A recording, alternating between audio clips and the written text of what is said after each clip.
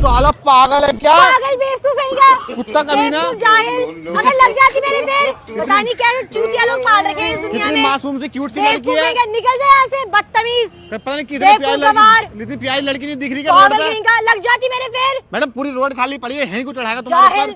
जाहिल कहेगा, पता ही नहीं ड्राइविंग लाइसेंस कौन देता है। मारना चेन जैसे को। मैडम जूता निकालो, तुम जूता निकालो, मारने चल रहे हो। देखो वहाँ खड़ा होगा, देखो वहाँ खड़ा होगा, निकल जा तू यहाँ से।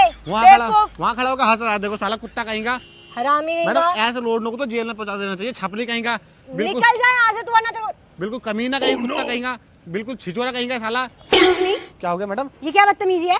क्या हो गया मैडम?